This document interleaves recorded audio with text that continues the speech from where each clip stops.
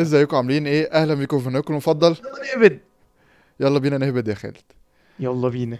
هنعمل حاجه كده جديده هنجربها علشان بعد لما شكرنا في الكومنتس وفي كل حاجه قوي، بس الدنيا هديت شويه، فقلنا نجرب كده حاجه جديده هنجربها الاسبوع ده.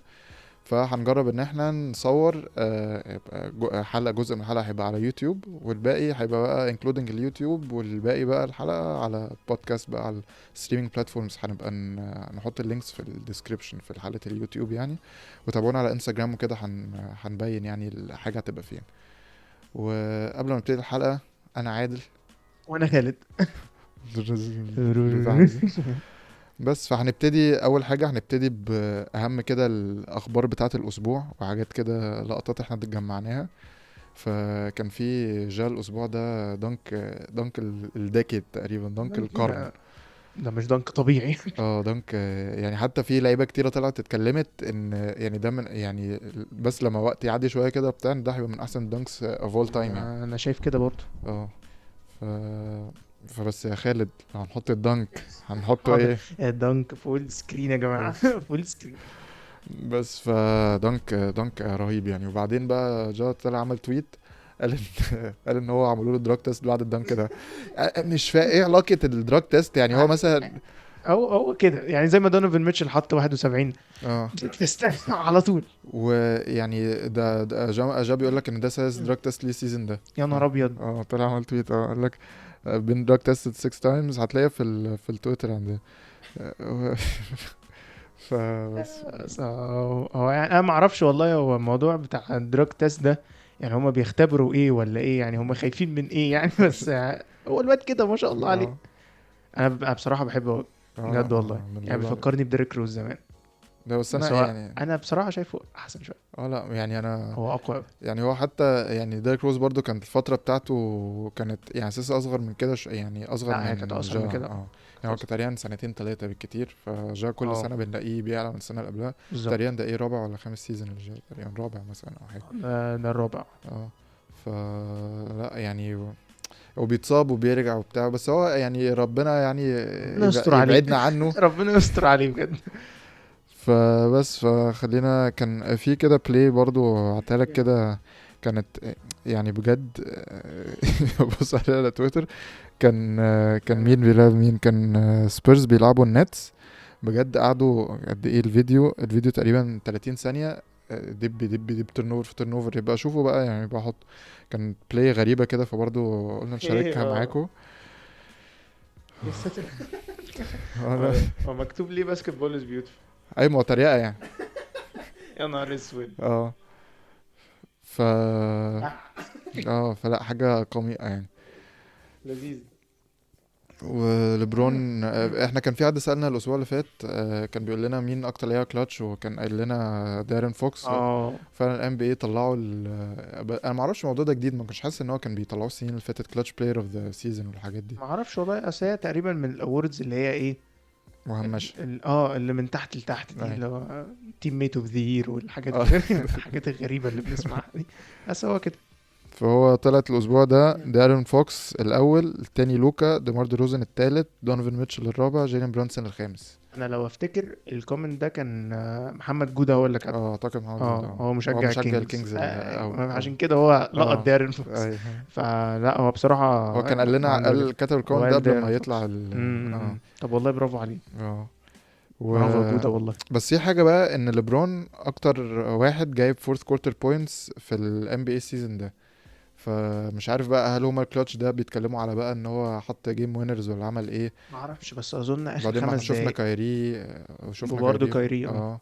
بس فستيف كير كان برضه طلع قال الاسبوع ده ان ستيف كاري يعمل زي هو مايكل زي مايكل جوردن جوردن. العصر ده. ايه رايك في الموضوع ده؟ اصل هو بيتكلم عليه من ناحيه الافكت بتاعه على يعني على سوشيالي، اللعبه. على على اللعبه. اللعبه يعني مايكل جوردن كان فعلا اكبر من كره السله. مم. يعني تمشي مثلا، يعني مثلا تيتا مثلا تعرف مايكل جوردن. ايوه انت فاكر في ذا لاست دانس لما كانوا جايبين بالظبط جوردن لما مسافر، بص باريس الاسبوع ده لما شيكاغو وديترويت فرقتين مهمشين بالظبط بيلعبوا تحت في يعني العشرة اللي تحت، ويقول لك ومودينهم يلعبوا في باريس. ايه الهطل ده؟ ده بصراحه ماتش معفن ونتن، لا يعني وما بص ينفعش بقى يعني ما جوردن لما كان راح باريس لا. كانت الدنيا عامله ازاي بقى يعني. حطوا صورة اه شيكاغو دلوقتي جنب اه شيكاغو لما فيل جاكسون عرر ومايكل. عرر وربنا. يعني وقفت مايكل جوردن لوحده وهو باصص للكاميرا كده، هو مش باصص اه لها ستريت، هو باصص لها بمنظر كده اللي هو ايه، اه يا نهار اسود. الراجل ده جاي ياكلنا. فلا هو مايكل جوردن هي دي يعني، هو اكبر من بوسكيت فعلا. مم. فعلشان كده هو يعني ستيفن كوري نفس الافكت كده بالظبط. العيال مم. دلوقتي بقت تشوط نص من نص الملعب، ايوه. و3 بوينت بقت تقريبا هي اللي واخده الباسكت كله. وبمناسبة يعني العيال ده كان في فيديو ظهر كده الأسبوع ده، العيال بقى عمالة كل ما يحطوا باسكت بقى يقعدوا يعملوا كده وبتاع، عيال بقى اللي هو العيال الصغيره. 10 سنين 11 سنة حاجات كده ما صغيرة قوي. عندنا الشباب دي برضه. فكي دي طلع عمل كوت تويت كده على فيديو، يعني كان على تويتر بس كي دي اكتف قوي على تويتر يعني. طبعا. فطلع قال I love it ليه بقى؟ علشان العيال الصغيرة بتعمل زي الكبار بيعملوه، مم. فهو بيقول له وهو صغير ما كانش في حد بيعمل الحاجات دي، ما بالظبط. كانوش بيعملوها هم صغيرين، فدلوقتي بقى كله اصلا celebrations يعني. هي هي عامة انا شايفها بوزيتيف ثينج بصراحة. مم. يعني الباسكت بيبقى ليه انا متعة مش كده. شايفها بوزيتيف، انا شايفها اللي هو يعني هو زي ما كيدي، انا شايف وجهة نظره صح ان هو الصغيرين بيشوفوا الكبار بيعملوا ايه فبيعملوا زيهم، بس فلما يلاقي ستاف بيشوط تلاتاوي يبص الناحية هي التانية دي ولا بقى، بتاع بقى دي بقى مشكلة. اه يعني دي بقى مشكلة ان هما اه كده يعني ستيفن كوري على قد ما و... هو ادى للباسكت شعبية اكتر وكل حاجة، على قد ما هو خربها. اه يعني بس هو العيال دلوقتي اللي هو ايه يا ابني اير بول يا ابني، انا لا انا ماليش دعوة. ايه في حد عندك فرقة بيعمل كده؟ خلاص كده انا خلاص خلينا كله. ساكتين. الحمد لله. وبرضه بمناسبة كيدي كان هو وستيفن جاندي كان كتب تويت الأسبوع ده إن اللعيبة بتتصاب كتير ومش مم. عارف إيه، بالرغم إن زمان كان مفيش ميديكال تيمز، يعني هو كان بيكون في واحد ترينر واحد، ودلوقتي بقى اه في ميديكال تيم بيتابع الفرقة ومش عارف إيه وبتاع. فكيدي طلع قال له، قال ستيف قال فان جاندي سبيتن حاجة كده، فهو ما فهمش يعني، هو موافقوا على اللي هو بيقوله، اه فان جاندي ما فهمش فقعد بقى يبرر بقى يقول لا ده كذا وانا ما بتكلمش عليك انت الاصابه بتاعتك مش عارف ايه، يا فاهم؟ عم انا فالناس معاك. قعدت تسف انا عليه بقى، معاك فاهم؟ على يا ستيفن جاندي عم ان هو انا كبير معاك. بقى راجل عجوز. عيني يا رب. ومن اخبارنا الاسبوع ده تيتم السيزون ده اه 31 بوينت 8 ريباوند 4 اسيست، تاني في توتال بوينتس في السيزون، توب 10 في 3 بوينت ميد، هاي سكورينج سيزون ايفر باي سلتك، أوه. ف توب 3 في البلس وماينس، يعني هو وجوده بيبقى في بيبقى دايما في البوست اه يعني معظم الوقت. والسلتكس عندهم بس اوفensive ريتنج اوف اول تايم. والله العظيم اوفنسيف. لا دي جديده بصراحه. ودي جديده، يعني احنا كنا بنتكلم السنه اللي فاتت السنه اللي يعني فاتت كانت ديفنس. فالسنه دي هم في الاوفنس هم اقوى من الديفنس، يعني تخيل بقى يعني ما لو ده مسكوا الدنيا في بصراحه، الديفنس. ده بصراحه ده اللي كان ناقصكم السنه اللي فاتت. هم توب 5 اوفنس توب 5 ديفنس السنه دي يعني. يعني هو السنه اللي فاتت بس انتوا الديفنس كان ممشيكوا لحد ما وصلتوا للفاينلز، لحد ما وقعتوا في الوريورز. مم. انتوا كنتوا محتاجين حد يكرييت شوتس. مم. بس يعني هو ده اللي كان ناقصكم. جاليناري هو شكله ابتدى مم. يتمرن، لما وبروجدن نشوف بقى بيلعب لما مؤخرا. نشوف طب احنا بنتكلم على فرقه في التوب اوفنس في التاريخ. في بقى الروكيتس السنه دي 30 الفرقه الاخيره في الاوفنسيف ريتنج، 29 في النت ريتنج، النت ريتنج ده يعني الفرق بين الاوفنس والديفنس، و28 في الديفنسيف ريتنج، 30 في التيرن اوفر الاخير، 30 في الفيلد جول برسنتج، 29 في الثري بوينت برسنتج. ف ورست ريكورد 29. ان طب ذا ليج. يعني في حاجه اوحش منهم؟ اه طب حلو. ما هتلاقي الليكرز في لا الثري بوينت برسنتج. لا مش ممكن قوي كده يعني. ولا والله ممكن. ممكن.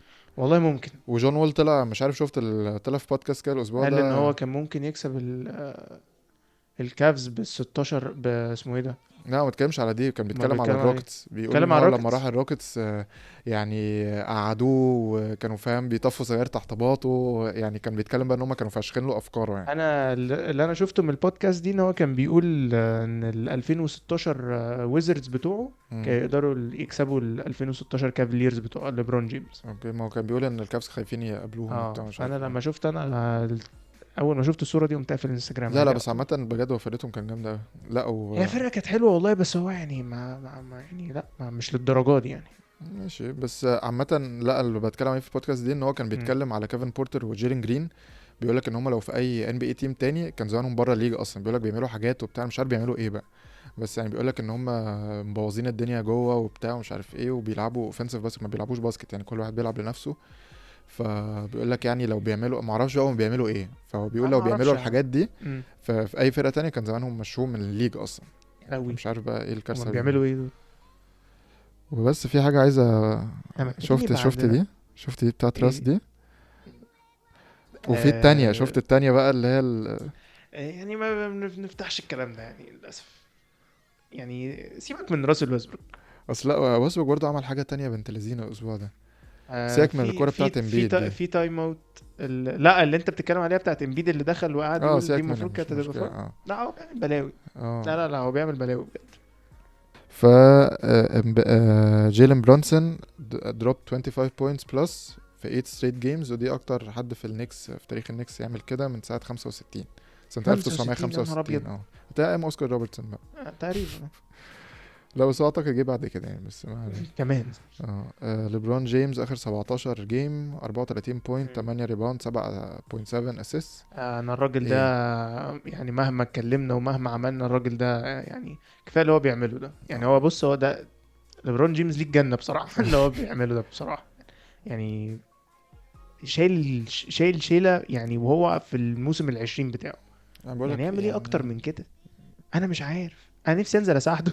لا بس هو انا عامه بقول لك يعني كنت بتكلم في الموضوع اكيد ده هو معاك الحلقه اللي في ان هو بالنسبه له بجد هو مبسوط، هتلاقيه بالنسبه له مبسوط.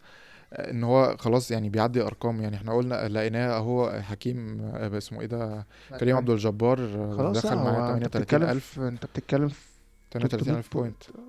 هو فاضل 38 هما الاثنين في هما التاريخ، الاثنين بس 38. هما دول 38000 الاثنين بوينت عدوا الوحيدين. بس 38 هما اه. هو فاضل له مش عارف بتاع 200 بوينت ولا 300 بوينت وخلاص يجيب. اه يعني ده السنه كلام دي عبيط قوي. السنه دي اه لا لا، هبتدي السنه دي اه. خلاص ان شاء اه الله.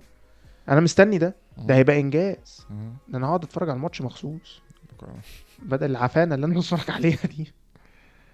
واخر حاجه كان في شفت دريمون جرين بعد الماتش راح ماسك مكلفت الواد دوس. دوس ابن تعالى يا تيتم. واد. طب ايه رايك في الماتش؟ كان ماتش حلو. الماتش كان حلو قوي بصراحه. مم. يعني في حاجه كانوا بيتكلموا عليها في انسايد ذا ان بي اللي هو تشاك وكده. مم. كانوا بيتكلموا ان السلتكس لازم يخشوا في ماتشات في الريجلر سيزون ما يعاملوهاش كأنها ريجلر سيزون جيمز. مم. لازم يخشوا يدومينيت فيها قوي. مم. فانا كان عندي نفس وجهة النظر دي، لان هما بيلعبوا الوريورز. لان ده احتمال يبقى فاينلز ماتش اب تاني السنه دي. ما اعتقدش الوريورز يعني هيخش. احتمال يعني شوف. السلتكس لا اه الوريورز ما اعرفش، انا ما اظنش. انا برضو عن نفسي انا مش شايف ان الوريورز هتعدي من الوست. الوست السنه دي ضرب نار. مفيش حد هيطلع منه سليم. فالله اعلم. بس حتى لو في ماتشات كده لازم السلتكس لازم تخشها ب... يعني تدومينيت وتوري الفرقه اللي قدامها. يعني مثلا لما تيجي تلعب السيكسرز لازم توري لها المنظر ده. لما تيجي تلعب النتس لازم توري لها المنظر ده. لما تيجي تلعب اي حد بيكونتند معاها في الايست، لما تيجي تلعب البوكس لازم تبقى عامله المنظر ده. ان هم لازم يبقوا داخلين بمنتاليتي ان لا احنا هندوس عليكم حتى لو دي ريجلر سيزون جيم، بس نوريكم اللي عندنا. عشان لما يبقوا في البلاي اوفز داخلين يبقى الى حد ما اللي داخل قدامهم ده يا نهار اسود احنا هنلعب السلتكس وهنلعبهم 4 جيمات. لازم نكسبهم 4 جيمات. اوكي. فهتبقى مصيبه سودة. فهم لو دخلوا بالمنطق ده عامه هيدوسوا على اي حد. اوكي. لا يعني موافقك في الرأي يعني عشان كده بقول لك لان هو بعد البريس كونفرنس جيسون تيتم طلع قال احنا we were more relaxed ومش عارف ايه. قاعد يتكلم ان هو يعني it's just a regular season game. بس هو يعني في ماتشات كده ما ينفعش يتعامل معاها كريجولر سيزون جيم. وعامة السات شيت بتاعت الماتش ده كانت خطيرة يعني. كلي تومسون 24 بوينت، اندرو ويجنز 20، جوردن بول 24 وستيف 29. شوت واحدة من اللوجو بجد. يعني بص ستيل جابها كده اهو سبايدر مان وقام راميها. يا نهار ابيض فظيع فظيع بجد. وتيتم 34 بوينت 19 ريباوند كارير هاي. الهورفورد 20 و10. الهورفورد على طول بيسبب في البيج جيمز يعني. جيلين براون 16 وماركس سمارت 18 بروجدن 14 فاهم. يعني بس مع جرانت ويليامز ما اشتغلش. الكاري الحقيقي لسه ما ظهرش. عامة ما بيظهرش غير قدام البوكس. ما بيجيش غير قدام البوكس. في الماتش برضه بتاع البوكس السنه دي اللي كان في كان هو اللي ده مولع برضه.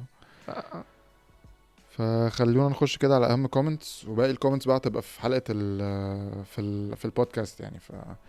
يعني اللي ما سمعش الكومنت بتاعته هنا يروح بقى ما يسمع يتضايقش يكمل في هنسمع البودكاست. هندول.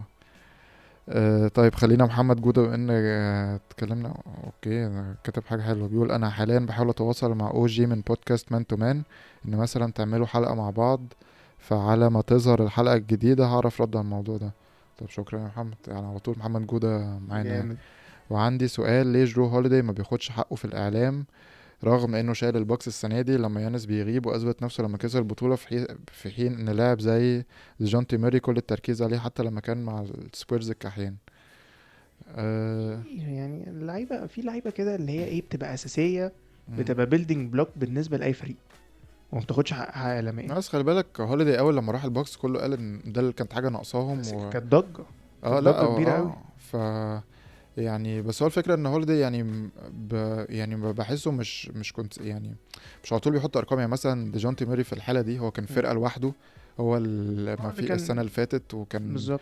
من توب اسيست في الليج وتوب ستيلز في الليج، وكان عامل ارقام كبيره مع مع فرقه وحشه، فكان ظاهر قوي. لكن هوليداي كده كده هيبقى متغطي عليه سواء يانس او يانس ميدلتون. او ميدلتون. اه فهو بيجي له ماتشات بيبقى هو الاكس فاكتور بتاع الماتش، بس غير كده يعني هيبقى متاخد منه السبوت يعني. لكن مقارنته بديجونتي ماري في السبيرز مش عادله، علشان انت برضو شوف اليوسج ريت بتاع ده قد ايه وده قد ايه لا يعني انا اتفق معاك اصلا في الحته دي بصراحه. فشكرا يا محمد، شكرا على اسئلتك على طول. آه في طيب كده الحاجات الصغيره كده، كوكو جيمنج وحشتونا مش ناويين تعملوا لايف؟ يا عم كوكو انت فين؟ وفؤاد عصام جمدان شباب، حبيبنا فؤاد. في مصطفى كتب كومنت طويل شويه، لسه شايف وثائقي لاست دانس الاسبوع ده وانبهرت بالبولز ومايكل جوردن. طب خلي مصطفى للبودكاست، حاجه طويله هنطول فيها.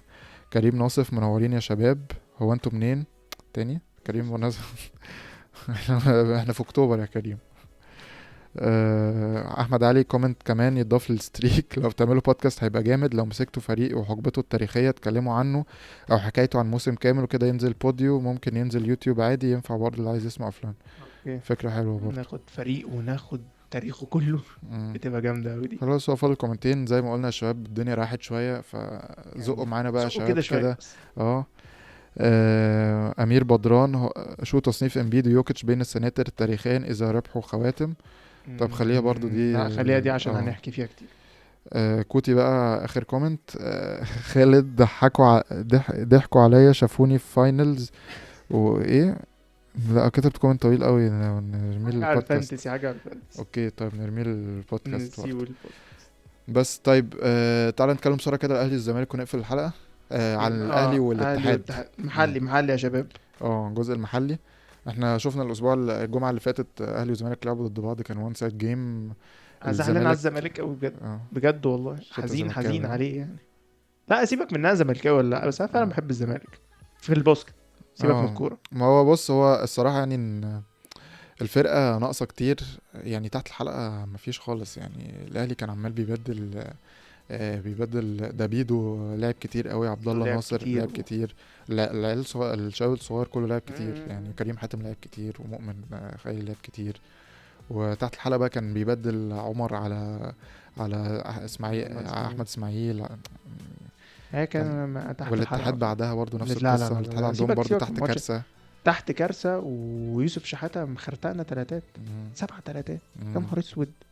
يعني ولا تحت الباسكت نافع ولا فوق. مم. معلش.